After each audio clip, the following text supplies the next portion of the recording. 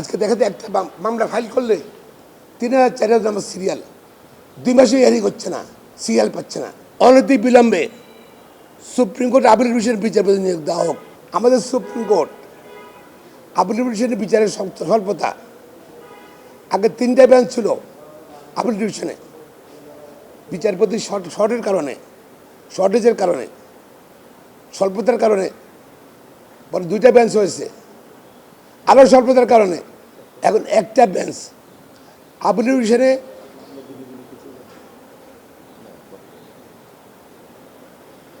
Appeal ডিভিশনে বিচারক নিয়োগ না দেওয়ায় স্বল্পতার কারণে সুপ্রিম কোর্ট আপিল ডিভিশন অনেকটা স্থবির হয়ে গেছে। অনেকের জামিন হয় হাইকোর্টে, চেম্বার যদি এবার স্টে করে সেটা 7-8 বছর কিন্তু হিয়ারিং হচ্ছে না। হ্যাঁ ঠিক আছে, যে অপরাধী সে জেলে থাকবে, যে নিরপরাধ সেখানে জেলে থাকবে। আর জেলে থাকছে কেন? আমাদের বিচারিক প্রক্রিয়ার জন্য, আমাদের বিচারপতি শর্টের জন্য।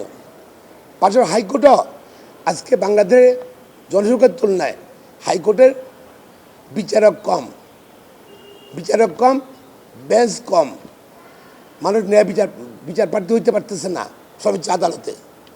এই জন্য আমি সরকারকে অনুরোধ জানাচ্ছি, আহ্বান জানাচ্ছি, অনতি বিলম্বে সুপ্রিম কোর্ট আপিল ডিভিশনের বিচারপতি নিয়োগ দেওয়া হোক। কালার এক্সপার্ট ডার্ক স্যাপ এবং মাইল্ড অন হ্যান্ডস টেকনোলজি সমৃদ্ধ অরিক্স অ্যাডভান্স ডিটারজেন্ট পাউডার আপনার লন্ড্রি এক্সপার্ট।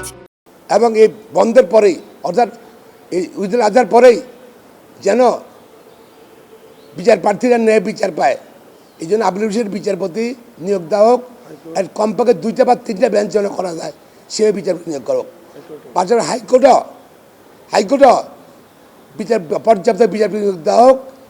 তাহলে বেঞ্চ বাড়বে, মামলার দীর্ঘসূচিতে জট কমবে। আজকে দেখাতে একটা মামলা ফাইল করলে 3,000-4,000 নম্বর সিরিয়াল 2 মাসে হিয়ারিং হচ্ছে না, সিরিয়াল পাচ্ছে না।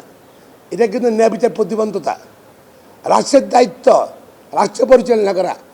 পাশাপাশি যেহেতু বিচারক নিয়োগের আইনটা নাই, সরকারের উপর এই বিচার নিয়োগের দায়িত্ব বর্তাইছে।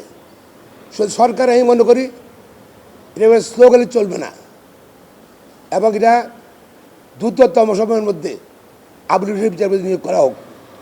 3টা বেঞ্চ যেন করা যায় এরকম বিচারপতি নিয়োগ করা হোক।